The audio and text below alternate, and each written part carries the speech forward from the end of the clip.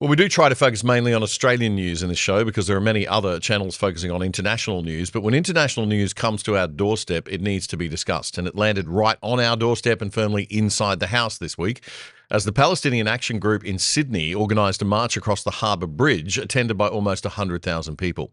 So many people, in fact, that the ABC reported police were very concerned about crowd safety.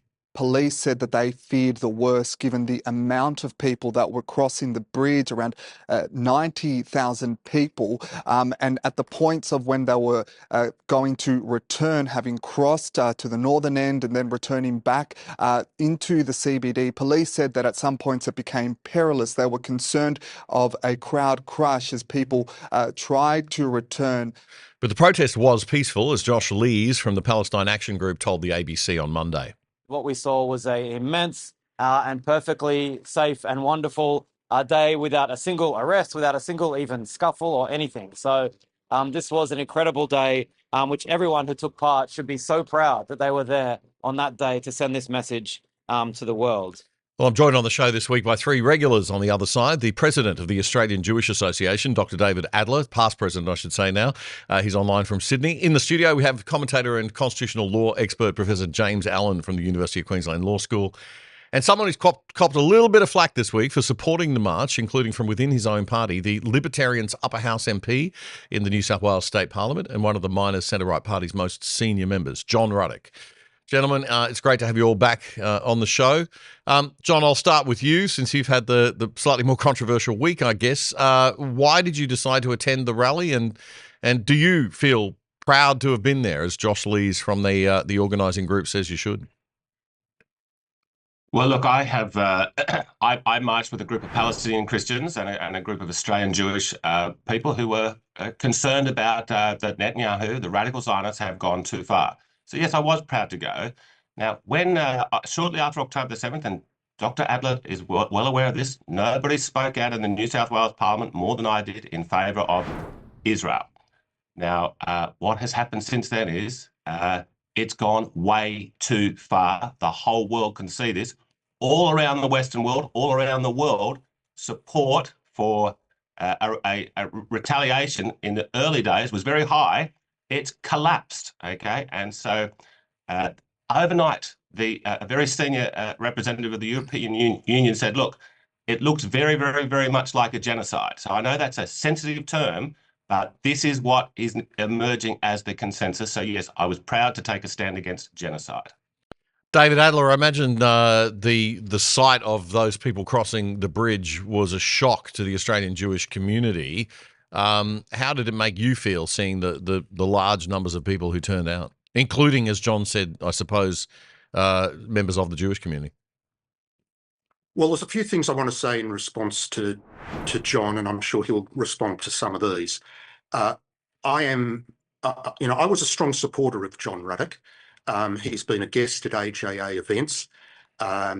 He was a guest at the synagogue which I attend, and I arranged that. And he's right that in the days after October 7 and prior, if you look at his track record, he's been a supporter of the Jewish community in Israel. I am bitterly disappointed with John Ruddick. He has been spreading false information, damaging libels. The New South Wales Libertarian social media has also been spreading false information and damaging libels. All right, David, I want to stick to the issues mainly. I'll let John respond to that because that is a fairly strong personal attack. But just before I do let John respond, could you just tell us how the Jewish community responding, as far as you know, to the march? Let's forget about John for a minute. What was the feeling of the march? The march is outrageous. Firstly, everyone knows it's not going to have an effect on the ground in the Middle East.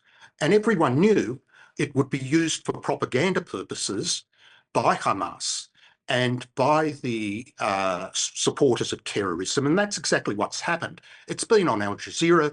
It's been on Quds News, which is a mouthpiece for Hamas. A couple of weeks ago, the US envoy for the Middle East, Stephen Witkoff, said they were very, very close to a ceasefire deal.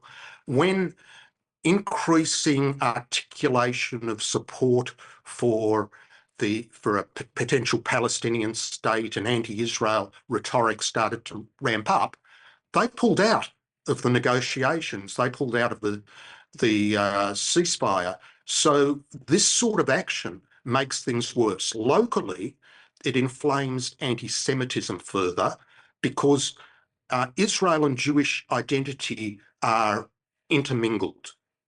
And if you start libelling the world's only Jewish state falsely, then it has an impact. It has an impact locally.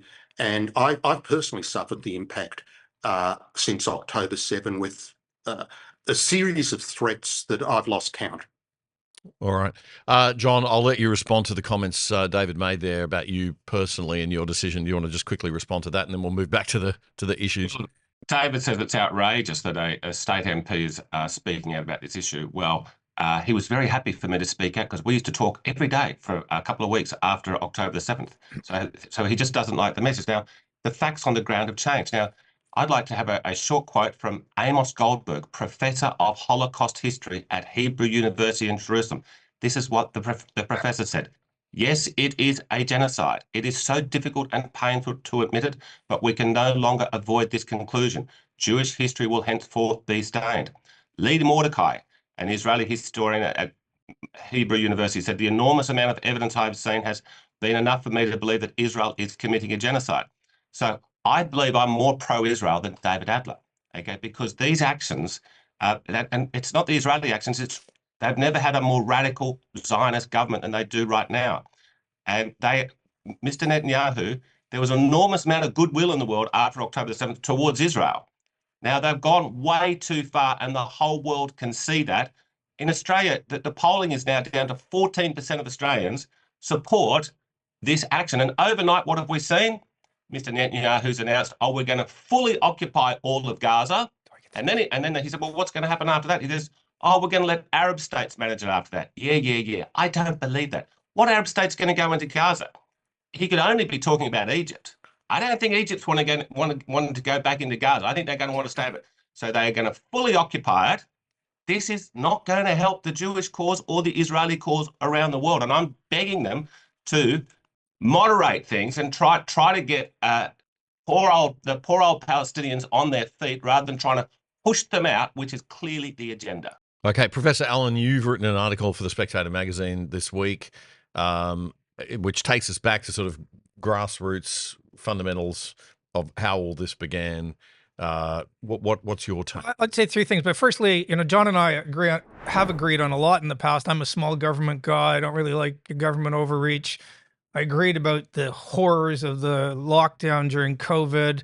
During COVID, you'll notice that John didn't pay any attention to what the EU was doing. He didn't pay any attention to what the UN, WHO was saying. Basically, sorry, John, I think you're full of crap on this one, and I think you made a terrible error.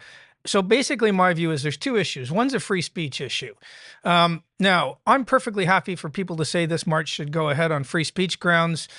Back when the American Civil Liberties Union was actually in favor of free speech, they actually supported a group of neo-Nazis who marched through a Holocaust area of Illinois.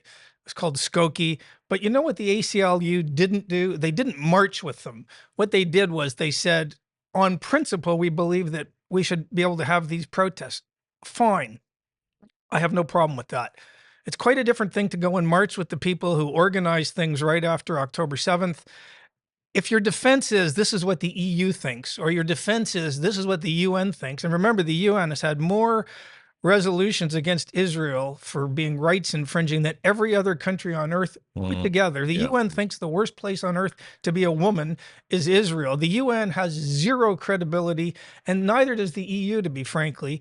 And John's wrong that Israel has the only country that matters to Israel right now is the US, and they certainly have not lost Marco Rubio. They have not lost President Trump. And, selective polling is collapsing because of this issue. President Trump's polling is not collapsing. John, you're garbage. Have you looked at Rasmussen, which is the most accurate poll before the last election? You have become someone who sounds like the ABC. So look, on the substantive merits of this, if you go and march with a bunch of people who really, some of them I wouldn't be seen dead with. Oh, there really were some revolting Now, people you there. can say I was It's in like- a little pocket of the march with a few people that, you know, are tolerable. That's fine. I don't care who goes in. I personally think there's an argument just on you should not be closing the Harbour Bridge for any group. So I would have been all for the freedom marches in Canada during COVID or the anti-lockdown, but I wouldn't have closed the Sydney Harbour Bridge. Well, it's ridiculous. There's no. It was Can I just absolutely point something out? Yeah, there's no ridiculous. need to close a bridge, and we're getting. Never. They're thinking Never about. They're done that. trying to do it in Brisbane again in the next couple of weeks. We Let's don't talk need to about close that. bridges. We can have lanes closed. They can march in certain lanes and on the footpath, and we can keep the bridge open. So I don't know what the heck's going on there. There with these wasn't a decisions. single judge in the entire world for 2.5 years of COVID who used a Bill of Rights or any legal provision to undo any of the civil liberties infringements. But you get a bunch of people who want to basically say some pretty vile things and march against Israel, and you can override the elected government of the New South Wales and go to a judge. I mean, it's another example of judicial overreach, judicial activism.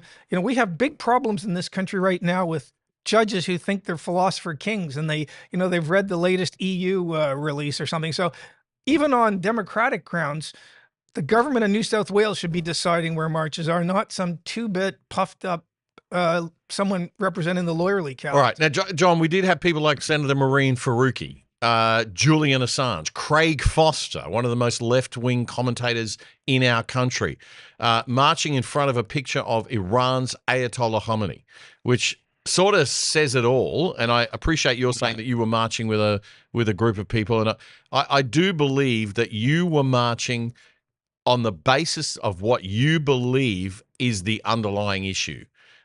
Yes. And you have every right to do that. The question I just want to ask every one of you as we wrap up this first segment, do you think that this crowd represented the way that most Australians feel, or do you think it was 90,000 people who don't represent the other 27 million of us?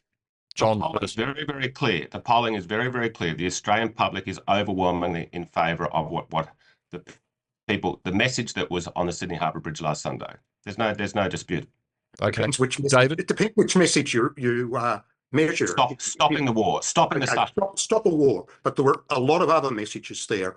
No. Abolish Australia, chanting for an intifada, which is a chant. No, you weren't there, David. You weren't there. We had people there, Oh, yeah. as we usually do. When And I went to the COVID marches, I don't think anyone else here. excuse me, I'm trying to give my answer, John. I'm not another Yemeni, and I'm not going to interrupt every word you say. Thank you. So we need this courtesy to both sides. Yes. And chanting for an intifada. And John did more than march with this sort of obnoxious group with a set of obnoxious messages. And there might have been some who had a good message. But he also shared on his social media content from one of the worst, a person called Syrian Girl, who, amongst other things, denied the rapes of October 7 by saying the thing that irks her most is how... Well, that's not what I said. Pardon? That is not what I shared. That's not what you said. It's what she said. I was It's interviewing. what she said. And it took an interview of me talking to a Palestinian Christian leader. And you're trying to give the viewers the impression that I'm shared something about what she said about rape or something. No, I'm saying this is the sort of person that No. you're now sourcing for information, John, and it's nuts. I mean, you have become a useful idiot for the worst. I think I'm more pro-Israel than you. I think you're hurting Israel. I think Netanyahu. All right, okay, gentlemen. I'm just going to go to Look, Professor Allan on that question. Do you think that this group represents the Look, people? it ill becomes John to say what determines this is polling. He's a member of the Libertarian Party. They don't ever poll over 4%. You either believe in a point of view, or if your last recourse is, well, I'm just going to go with what the polls say. Well, the polls say that Australians are in favor of net zero.